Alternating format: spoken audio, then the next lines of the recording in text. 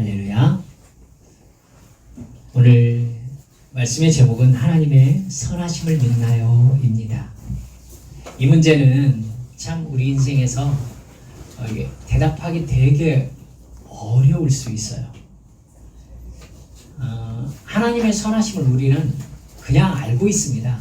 선하신 하나님이시기 때문에 우리를 구원하셔서 영원한 천국의 영생을 주셨다는 거 왜 모르겠습니까? 하지만 우리가 어떤 상황 안으로 들어가서 정말 내가 하나님의 선하심을 믿고 있는가? 이렇게 생각해 보면 그렇게 생각하지 못할 때도 상당히 있다는 걸 아실 수 있을 것입니다. 여러분, 그러한 순간에 우리가 어떠한 마음을 품고 그런 생각을 하게 되는지 한번 살펴보시면서 하나님과 우리와의 관계를 좀 깊이 있게 고찰해보는 오늘 시간이 되셨으면 좋겠습니다. 스톡홀름 증후군이라는 말을 들어보신 적이 있으십니까? 네, 스톡홀름 증후군을 검색해 보시면 내용을 대충 이해할 수가 있습니다. 1973년에 스웨덴 스톡홀름에서요, 은행 강도 사건이 일어났습니다. 범인들은 여자 3명과 남자 1명을 인질로 잡았습니다. 그리고 그에게 돈과 탈출용 차량을 요구했습니다. 범인들은 그렇게 6일 동안 경찰과 대치했어요. 근데 납치범들은요, 인질들에게 공포감을 주면서도 친절과 호의를 동시에 베풀었습니다. 가족과 연락이 되지 않는 것을 힘들어하는 인질을 위로하기도 했고요.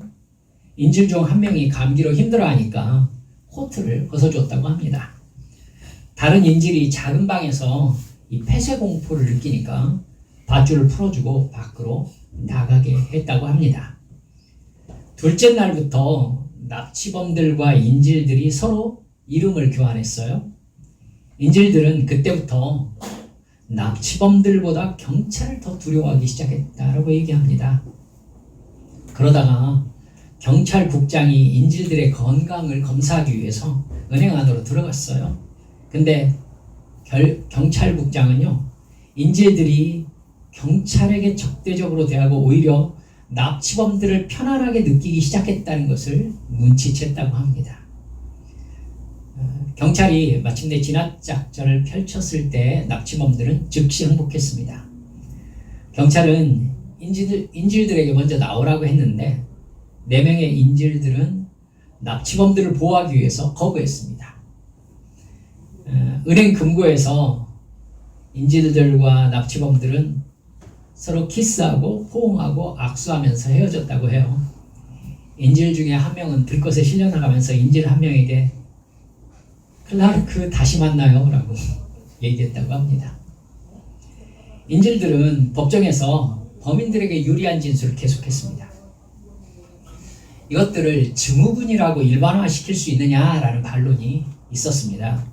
근데 이와 비슷한 심리적 상태라고 이야기할 만한 일들이 있을 때 이 사건이 자꾸 언급되는 바람에 스톡홀름 신드롬이라는 이름이 붙여졌습니다.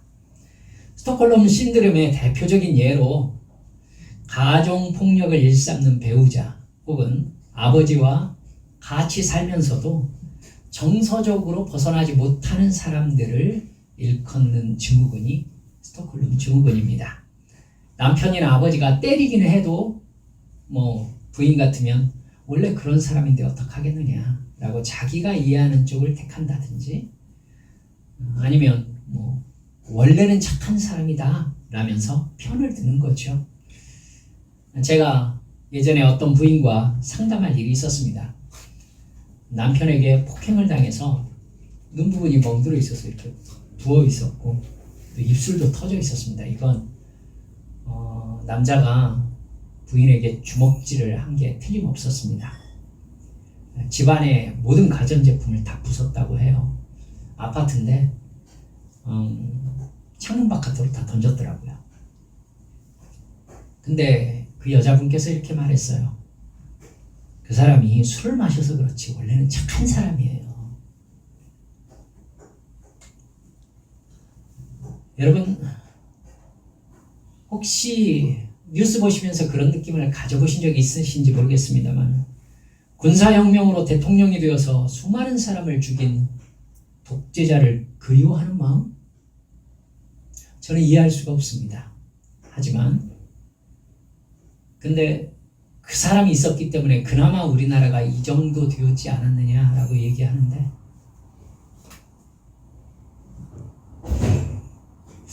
더 확대해서 우리 민족을 학살한 일본인을 섬기는 친일파의 마음 다 똑같죠. 여러분 제가 지금 정치적인 얘기를 하고 있지 않다는 걸 알아주시기 바랍니다. 왜 이런 일이 벌어질까요? 답부터 말씀드리자면 사람들은 악에서 동질감을 느끼기 때문입니다. 사람이 악하기 때문이지요. 본성부터 악하다는 것을 잊지 마세요. 사실은 사람들 모두 다 악한 사람들이라는 것을 우리들 모든 사람들은 다 알고 있습니다. 부인하고 싶어 하는 겉모양을 취할 뿐이지요. 모두 악에 익숙합니다. 왜죠? 자기도 악하니까. 따라서 여러분 어떻게 생각하시는지 모르겠습니다만 사람은 선에 대응하기 힘들어합니다. 오히려 악에서 안정감과 편안함을 느낍니다. 여러분 TV 개그 프로그램이나 코미디 프로그램에서 다른 사람들을 비난하면서 웃음을 자아내는 그런 코드가 나온 지가 얼마 안 된 거 아십니까? 여러분 저 조금 어렸을 때만 해도요 그런 종류의 예의 없는 이야기는 TV에 나오지 않았었어요. 그런데 다른 사람들 비난하면서 그 사람이 부끄러워하고 면목 없어 하는 것을 보면서 웃음을 자아내는 그러한 개그 코드 나온 지 얼마 안 됐습니다. 그리고 이제는 그걸 오히려 솔직하다고 말하는 지경에 이르렀죠. 여러분도 생각해 보세요. 혹시 여러분 관계 속에서 여러분에게 친절하게 베풀면서 여러분들에게 좋은 대우를 해주는 사람이 편합니까? 아니면 여러분 막대하는 사람이 편합니까? 사람은 원래 선에 대응하기 힘들어합니다. 오히려 악에서 안정감과 편안함을 느낍니다. 악에 쉽게 적응해요. 사람은 압도적인 선보다 압도적인 악 앞에서 오히려 적응합니다. 동질감과 편안함을 느끼지요. 악에 적응하고 나면은요, 나에게 악하게 대하는 대상과 예측되는 관계를 맺을 수 있습니다. 왜냐하면 본성이 나도 악하니까 그래요. 악한 사람은 바라는 것을 내가 알 수 있습니다. 악한 사람에게는. 근데 나에게 선하게 대하는 사람은요, 나에게 뭘 원하는지를 도무지 알 수 없어 하는 경향이 있어요. 여러분, 나를 악하게 대하는 사람이 의외로 내가 그 사람을 대하는 내 태도를 조정해서 나의 피해를 줄여갈 수 있다는 예측치가 가능합니다. 내가 얻을 수 있는 이익을 예측하게 되는 것이죠. 그렇게 대상의 악을 파악하고 나의 위치를 확실하게 하면 여러분 스톡홀름 신드롬이 발생한 은행 강도 상황에서 인질들처럼 여러분 악한 상황에도 불구하고 악한 사람이 나에게 베푸는 조금의 호의와 친절 이걸 상당한 배려로 받아들이게 되는 심리적 구조가 완성되는 겁니다. 그렇게 상대방에 대한 나의 태도가 나에 대한 악을 줄일 수 있는 이익 구조가 생겨나면은요, 내가 잘하면 저 사람이 나를 좀 더 악하지 않게 대하는 계산치가 생겨나면은요, 그 구조에 사람들은 바로 적응합니다. 그래서 그렇게 적응해서 이 사람을 상대하다 보면은요, 희한하게도 전체적인 악이 시선에서 사라집니다. 지금 이 상황 전체가 잘못되어 있고 악한 상황이라는 것이 적응 때문에 관심에서 멀어지는 거예요. 눈앞의 악의 상황에 신경 쓰면서 나의 감정을 내가 살아남기 위한 도구로 조정하기 시작하는 것이죠. 그리고 이보다 심한 상황까지 되지 않은 게 다행이라고 하면서 자기를 위로하기 시작합니다. 그러면서 내게 악을 저지른 상대방에게 더 이상의 피해를 받지 않기 위해서라는 이유로 그 악에게 공감과 호의를 베풉니다. 악을 저지른 상대방이 나에게 베푸는 작은 호의를 기대하면서 여러분 그 조건 속에서 내가 해야 될 일을 찾아내기 시작해요. 이게 무서운 일입니다. 즉 악한 그 악의 권위자에게 내가 잘 대하는 것에서 내 존재 의미를 찾기 시작한 거예요. 그러면 큰 악을 저지른 상대방은요, 오히려 피해자에게 그 피해자의 존재 의미를 주는 대상으로 바뀌어버려요. 내가 악의 권위자를 위해서 존재해버리니까 그 악의 권위자가 나에게 행하는 모든 것이 선해져 버려요. 그래서 악의 편이 된단 말입니다. 어이없게도 피해자가 악한 상황을 만든 압도적인 가해자의 편을 들게 되는 상황이 되는 것이죠. 사실 저항할 수 없는 악에 적응한 본능적 반응일 뿐인데 말입니다. 이런 악의 구조 속에서 피해자는 어떻게든 자기에게 악을 저지르는 대상에게 잘 보이려는 생각과 말과 행동을 하게 됩니다. 근데 그 행동이 대부분 뭐죠? 감정적이에요. 즉 악을 행하는 대상에게 나의 호의를 표현하기 위해서 감정적 표현을 많이 하게 되는 거죠. 조그만 호의에도 눈물을 보인다든가 동정을 얻기 위해서 나의 고통을 과장되게 표현하든가 하는 행동을 합니다. 여러분 머릿속에서 떠오르는 것들이 혹시 있으십니까?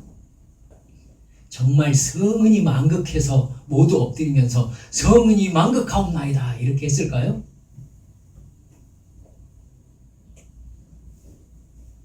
아니잖아요. 그런 구조 속에서는요, 나와 경쟁 관계에 있는 피해자가 있다면은 여러분 악의 권위자에게 경쟁자보다 더 잘 보여서 나의 이익을 극대화하기 위해 피해자끼리 서로 싸우는 어이없는 일이 벌어지기도 합니다. 이 모든 상황들이 분명한 악의 권위자가 있을 때 나타나는 사람들의 감정적 반응들입니다. 제가 왜 이런 이야기들을 좀 적나라하게 하시는지 이해하시겠습니까? 어떤 종교에서 신도들에게 감정적 반응이 주로 나타나는 경우는요, 사실 신이나 신의 대리자가 악의 권위자일 때 나타나는 증상이라고 말씀드리기 위해서예요. 북한을 보세요. 북한의 모든 사람들은 통치자 김정은을 선하다고 생각할까요? 사람은 다 알잖아요. 그렇지 않다고 생각할 겁니다. 그러나 그 악함에 뭐가 덧입혀져 있죠? 힘, 권위가 덧입혀져 있는 겁니다. 그러니까 그 악함이 나를 지배하고 있는 거죠. 그러면 남은 방법이 뭐예요? 악에게 적응할 수밖에 없는 거죠. 그 악의 체계에서 살아남아야 되는 겁니다. 그러면은 행동을 결정하게 되죠. 악에게 적응해서 나는 이런 세상에서 살지 않겠다라고 하면서 차라리 죽음을 택할 것인가? 아니면 악에게 아부하고 악을 즐겁게 하고 악에게 감동하고 악에게 눈물을 흘려줄 것인가? 악의 권위가 너무나 강하면 여러분 나의 거짓말을 알아챌 수 있다라는 두려움이 있습니다. 그러니까 나는 진정으로 눈물을 흘리면서 고마워하면서 악에게 진정으로 복종하도록 나까지 속이려는 압력을 받게 됩니다. 스스로까지 속여야 악의 권위자가 내가 사실은 당신을 악한 존재로 생각하고 있다라는 걸 눈치채지 못하죠. 여러분, 저는 이것을 집단적인 악의 최면 상태라고 부르고 싶습니다. 이런 악의 지배 체제와 그 체제에 적응하는 인간의 악한 본성이 놀랍게도 사실은 교회 안에도 있다는 것 아시겠습니까? 그래서 그토록 어이없이 성적인 범죄와 돈을 착취하는 악한 종교 지도자가 겉모양으로는 교인들의 사랑을 받는 모습을 연출하고 있는 거죠. 딱 벌거벗은 임금님의 이야기와 같은 상황이 벌어지는 겁니다. 여러분, 모두 다 아니라는 걸 알고 있고 모두 다 악하다는 걸 알고 있어요. 하지만 임금님이기 때문에 벌거벗었다라고 말을 못하는 거예요. 사랑하는 여러분들, 제가 예배의 실황을 예전에 찾아본 적이 있었습니다. 완전히 똑같은 일이 교회에서 벌어지거든요. 목사님의 얼굴에서 여러분 보이십니까? 천사의 광채가 빛나고 있습니다. 이게 어떤 목사가 강단에 있을 때 예배 현장에서 다른 사람이 그 모여있는 사람들에게 느닷없이 한 말이었어요. 예배 실황에 그 얘기가 터져 나오더라고요. 그러니까요, 앞에 서 있는 목사가 너무 기분 좋아. 그러니까 앉아있는 교인들이 어떻게 했는지 아세요? 박수 치면서 눈물을 흘렸어요. 와.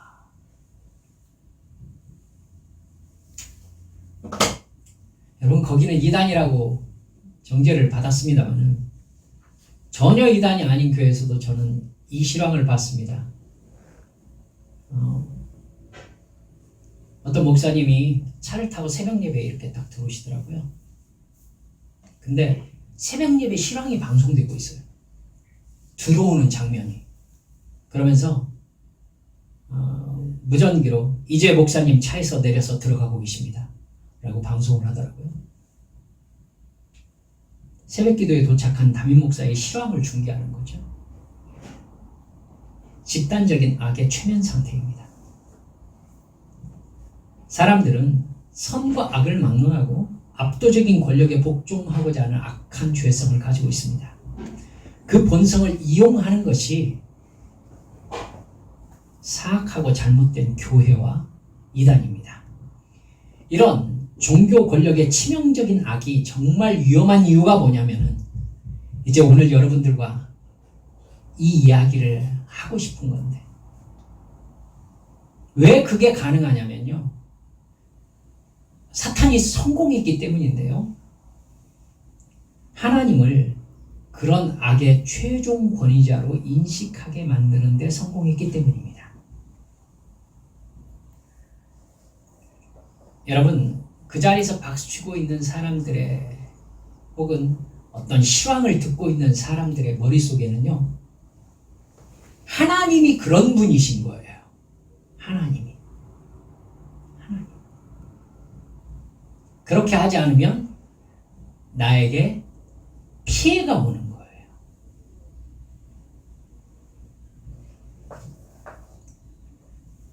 진정으로 사랑과 자유가 있는 참 교회에는 그런 강압적이면서 유치하기 짝이 없는 우상화, 간신들의 감정적 아부가 결코 없습니다. 하나님을 그렇게 섬기면서 감정적 반응으로 눈물을 흘리며 아부해야 하나님이 감동하신다는 말은 성경 어디에도 나오지 않습니다. 그건 그냥 악이고요. 악에 취한 인간 본연의 죄성입니다. 그러나 사람의 죄의 본성은 그런 악에 끌려서 그 악의 계급 체계에 속하는 것을 더 좋아하게 되어 있습니다. 익숙합니다.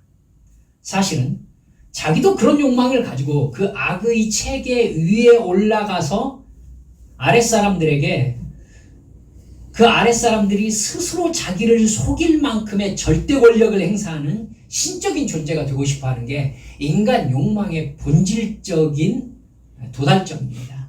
그래서 자기가 하나님이 되고자 하는 것이죠. 이스라엘이 가나안에 들어가서 하나님보다 바알을 숭배한 까닭이 바로 그것입니다. 하나님께서 율법을 통해서 가르치시는 선은요, 인간의 본성으로 볼 때 너무나 적응 안 되는 선이었습니다. 악한 인간의 욕망 본성으로 하나님의 선을 따르는 것은요, 인간에게 자기 삶의 의미를 찾을 수 없을 정도로 낯선 거예요. 거듭나지 못한 사람은 예수님의 말씀대로 하나님을 사랑하며 이웃을 사랑하는 말씀을 순종하면서는 자기 인생의 의미를 절대 찾지 못합니다. 그러니까 교회 다니면서도 진짜로 하나님을 사랑하는 사람, 진짜로 이웃을 사랑하는 사람은 거의 없죠. 거의 없습니다. 그렇기 때문에 제가 거듭나지 않았다라고 얘기하는 겁니다. 이스라엘은 자기들의 본성과 어울리는 악의 계급 체계를 가지고 있는 바알 종교를 찾아서 숭배하기 시작한 겁니다. 인간에게는 인간이 만든 악의 종교가 더 본성에 맞습니다. 거듭나지 않은 사람에게는 절대 하나님과 선과 천국과 지옥이 믿어지지 않습니다. 현실감 있게 와닿지도 않아요. 그러니까 사실은 거듭나지 않은 사람은 자기 삶에서 뭘 어떻게 해야 되는지 알 수가 없게 되어 있습니다. 여러분, 그래서 성령님 오신 거 아시죠? 우리 스스로 알 수 없어요. 거듭나지 않은 사람에게 하나님은 너무너무 심심합니다. 나를 힘들게 하는 사람과 싸워 이기게 해주는 신이 필요해요. 나를 위해서 대박을 터뜨려주는 신이 필요한 거예요. 이웃을 사랑하라라고 말하는 신이 아니라 이웃을 이기게 해주는 신이 필요한 겁니다. 내가 종교적 충성을 보이면 나를 높여주고 나에게 다른 사람이 부러워할 돈과 지위를 주는 기적을 일으켜주는 신, 세상에 즐거움을 안겨주는 신이 필요한 겁니다. 그런 신이 이스라엘 백성들에게 바알 신이었던 것이죠. 하나님은 그런 신을 만들 만큼 타락한 인간의 죄성을 깨닫게 하시고 그 죄를 회개하고 영생을 사모하는 천국 백성을 만드시려고 이스라엘을 택하셨습니다. 그러기에 하나님은 가나안에 들어간 이스라엘이 바알을 숭배하자 이스라엘의 수호자로서의 역할을 놓으십니다. 침략과 억압과 탈취를 당하게 하신 것이죠. 자비 없는 약탈에 이스라엘은 하나님 앞에 엎드립니다. 오늘 우리가 읽었던 본문 10절에 보면 우리 하나님을 버리고 바알들을 섬김으로 주께 범죄하였나이다 라고 말합니다. 정확하게 알긴 했네요. 근데 저 괜히 이렇게 시비 한번 걸어보고 싶었습니다. 언제부터 우리 하나님이었을까요? 정말 우리가 우리 하나님을 버리고 바알을 숭배했습니다. 이렇게 말할 정도로 하나님하고 가까운 사이였을까요? 언제부터요? 여러분, 이스라엘 민족의 접근 방법이 감정적이라는 것을 깨닫길 바라서 제가 시비를 걸어본 겁니다. 회개는 말로 하는 게 아니라 행동으로 하는 것이라고 말씀드렸습니다. 여러분, 이스라엘 백성들의 말에 하나님은 의외의 태도를 보이십니다. 13절, 14절 말씀이죠. 너희가 나를 버리고 다른 신들을 섬기니 그러므로 내가 다시는 너희를 구원하지 아니하리라. 가서 너희가 택한 신들에게 부르짖어 너희의 환난 때에 그들이 너희를 구원하게 하라. 여러분, 이건 확실한 거잖아요. 바알을 섬겼으니까 이스라엘을 구원할 신은 바알이어야 하잖아요. 그러니까 하나님이 이러신 거예요. 왜 왔어? 아쉬우니까 나한테 와? 왜 바알에게 가지?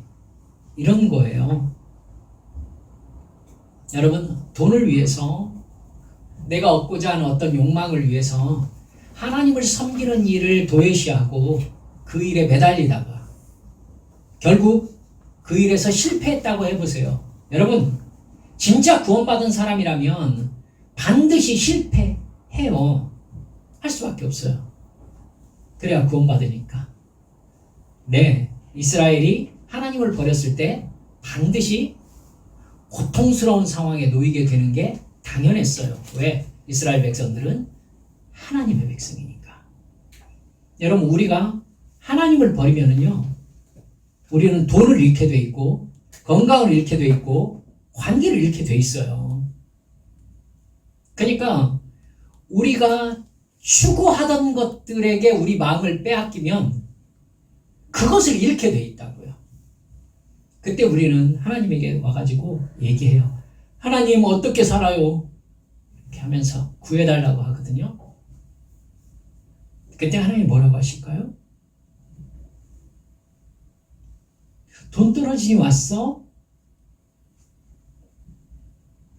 왜? 네가 의지하던 것들에게 너를 구원해달라고 해보지.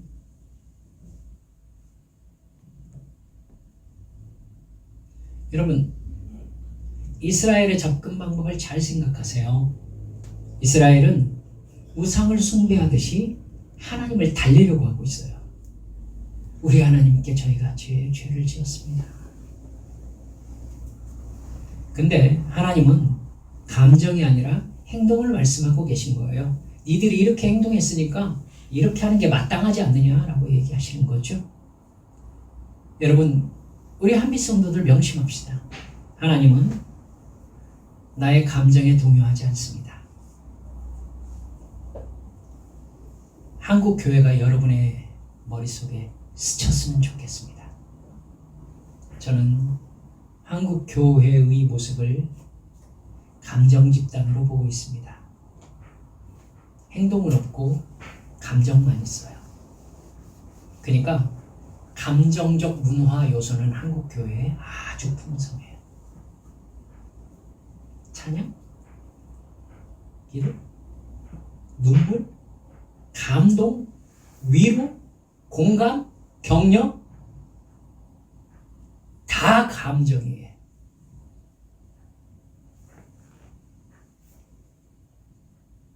여러분, 눈물과 감정처럼 속임의 도구가 되는 것이 어디 있습니까?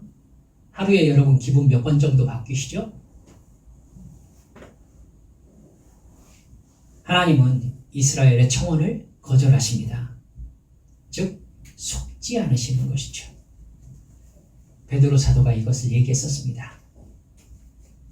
하나님은 이렇게 얘기하셨었죠. 스스로 속이지 말라. 하나님은 옛날 성경 말씀으로는 만홀히 여김을 받지 아니하시나니 사람이 무엇으로 심든지 그대로 거두리라. 하나님은 감정 얘기를 하고 싶은 것이 아니라 네가 심은 것을 네가 거두는 게 당연하다라고 말씀하고 싶으신 겁니다. 이스라엘이 하나님께 다시 15절에서 이렇게 말씀하죠. 우리가 주께 범죄하여 싸우니 주께서 보시기에 좋은 대로 우리에게 행하시려니와 오직 주께 구하옵나니 오늘 우리를 건져내옵소서. 이스라엘이 갈 데가 없는 거예요. 바알에게 못 가겠는 거예요. 바알이 자기들의 주였으면 이런 상황이 될 리가 없잖아요. 그리고 자기들 가운데 있는 이방신들을 제거하고 주님을 섬기기 시작했대요.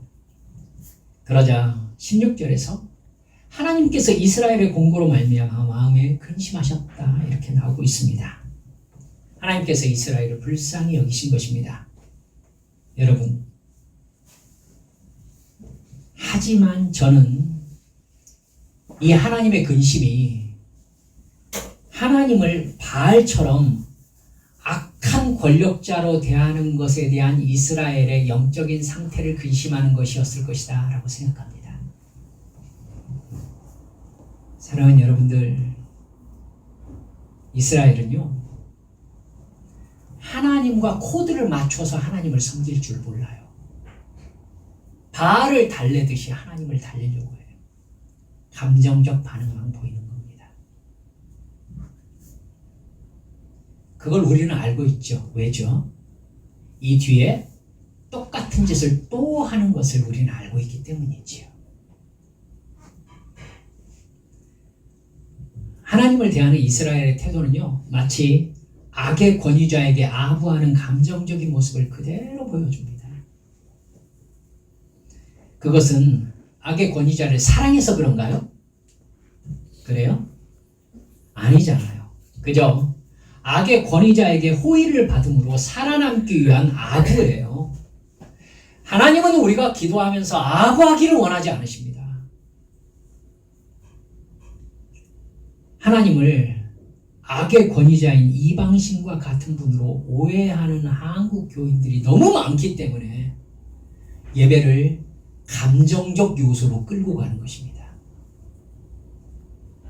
그 이면에는 하나님의 선하심을 믿는 게 아니라 오히려 그것 자체가 하나님의 자기들이 믿는 신이 악한 신이라는 걸 드러내고 있는 모습이에요. 그게. 저는 이것이 한국교회의 대단히 큰 문제라고 생각하고 있습니다. 그들이 드리는 경배가 과연 선하신 하나님께 드려지는 경배인가 깊이 근심하고 있습니다. 우리 한빛 성도들도 하나님에 대한 이미지가 어떤 식으로 내 안에 자리 잡고 있는가 깊이 살펴보기를 권면해 드리고자 하는 마음입니다. 하나님을 나의 생사화복의 전권을 가지고 있는 악한 신으로 혹시 여기고 있는 것 아닙니까? 그래서 열심히 아부하고 때로는 눈물 흘리고 오 하나님 너무 멋지세요 해가지고 하나님 기분 좋게 해드려야 내가 바라는 것을 얻을 수 있는 북한의 권력자와 같은 모습으로 하나님을 생각하고 있지 않은가요? 사랑하는 여러분들, 여러분 역사 공부하셨으면 아시겠지만은 북한 체제를 만든 김일성이라는 사람이 기독교의 종교 체제로 정치 체제를 만들었다는 것 여러분 알고 계실 것입니다. 그러니까 그 사람은 자기가 하나님이 되고 싶어 했던 것이죠. 그러면 그들이 생각하는 하나님은 어떤 하나님이었던 거예요? 선한 하나님이 아니죠. 악한 이방신이 되는 것입니다. 그러니까 여러분 우리는 상황 속에서 하나님의 선하심을 너무나도 쉽게 의심해요. 우리가 악하니까. 그러면서 하나님께 이렇게 얘기해요. 하나님, 이게 저를 사랑하시는 겁니까? 이게 선하신 하나님이 하시는 일입니까? 이렇게.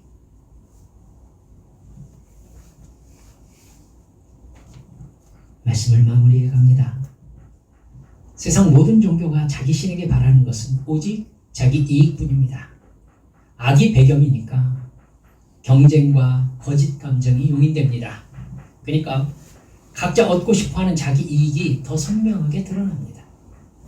그 악의 권위자와 개인적인 관계가 되어서 나의 이익을 얻을 수 있는 계산을 할 수 있어서 오히려 악이 편합니다. 악의 권위자의 감정과 기분의 움직임을 파악하면은 여러분 충성 경쟁도 가능합니다. 믿음이 더 좋은 것을 다른 사람에게 보여주려고 하는 이유가 뭐겠어요? 자기가 섬기는 신이 악하기 때문에 그래요. 마음을 살피시는 하나님이시라는 것을 믿지 않기 때문에 그래요. 세상 종교의 우상들은 하나님처럼 진정으로 하나님과 이웃을 사랑하라는 말을 절대로 하지 않습니다. 어떤 종교가 이웃을 사랑하라고 말하는 거 보셨습니까? 불교요? 덕을 쌓으라고요? 그게 이웃을 위한 일입니까? 사람들은 이웃을 사랑하고 싶어서 종교를 가지는 것이 아니라 내 입장을 신에게 설득시키고 나만 이익을 얻기 위해서 신을 만들고 찾습니다. 자기 애가 인간의 본성이기 때문이죠. 내 입장에 몰입되는 것이 자기의 애의 증거입니다. 내 생각이나 내 입장은 늘 내 이익을 바탕으로 하고 있잖아요. 그러나 참 신이신 하나님은 내 꿈이나 소망, 비전이라는 말로 왜곡되어 있는 내 욕망을 들어주겠다, 이루어주겠다라고 말씀하지 않으시고 오히려 뭐라고 하세요? 버려라, 십자가에 못 박아라 이렇게 말씀하십니다. 옛사람의 욕망은 십자가에 못 박혔다, 죽었다. 그런데도 불구하고 내 입장을 자꾸 하나님 앞에 얘기하는 사람의 주인은 하나님이 아니라 자신이지요. 옛사람이 십자가에 죽지 않은 겁니다. 자기 입장을 내세우면서 하나님을 이해시키려고 하는 열심으로 드리는 기도, 간구, 그 마음의 실체는 사실 믿음 없음이지요. 여러분, 대상이 선하신 하나님이 아닌 겁니다. 이 시대의 교인들은 하나님을 이익에 매인 악의 최종 권위자로 대하고 있지는 않은지 깊이 고민합시다. 즉, 하나님이 아닌 거예요. 하나님이라는 신도 자기 이익과 좋은 기분을 얻고 싶어 한다고 생각하는 사람들이 너무나 많습니다. 하나님을 기분 좋게 해드려요? 하나님을 기쁘시게 해드린다는 것이 하나님 비위에 맞춘다는 얘기인가요? 여러분, 그 차이를 우리 한빛 성도들 정확하게 아셨으면 좋겠어요. 하나님을 기쁘게 해드린다는 것이 하나님 앞에서 눈물을 쫙 흘려드리면서 찬송 드리는 것일까요?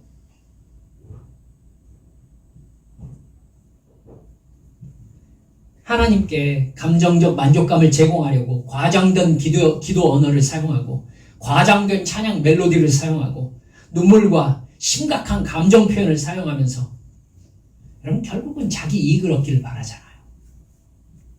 그래서 여러분, 하나님은 이 시대의 교인들에게 실증을 내고 계십니다. 나는 네가 섬기는 그 하나님이 아니다. 너는 네가 만든 신을 섬기고 있다 라고 말씀하고 싶어 하십니다.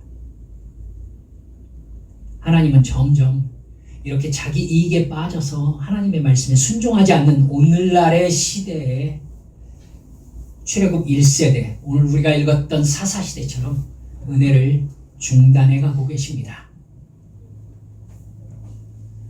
여러분, 출애굽 1세대의 운명은 광야 40년 시간 동안의 첫 1년에 결정되었습니다. 그 이후 38년 동안 출애굽 1세대에게 가나안은 다시 허락되지 않았습니다. 38년 동안 남았었어요, 시간이.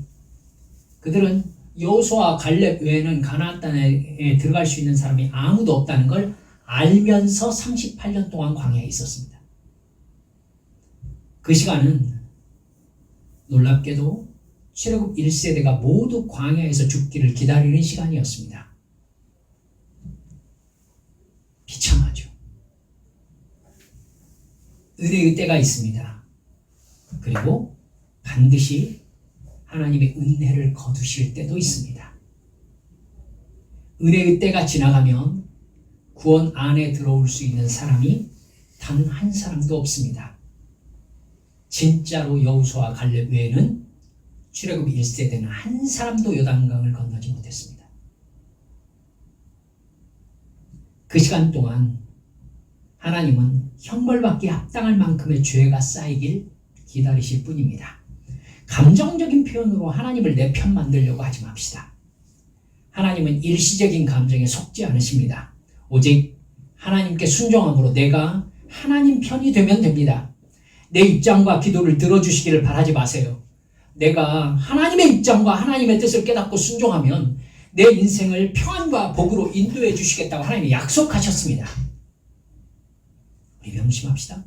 하나님은 반드시 약속을 지키십니다. 할렐루야. 그것이 복이든지 형벌이든지 말이죠. 그래서 우리 사랑하는 한빛 성도 여러분들은 두려워할 하나님을 마땅히 두려워하실 줄 아셔야 되고, 그리고 그런 하나님이시기에 내가 나의 일생의 시간들을, 삶의 순간순간들을 어떻게 행동하며 살아야 되는지를 분명한 기준을 세우고 행동할 수 있는 지혜로운 크리스천들 모두 되어주시기를 주 예수님의 이름으로 축원합니다. 우리 함께 기도합시다.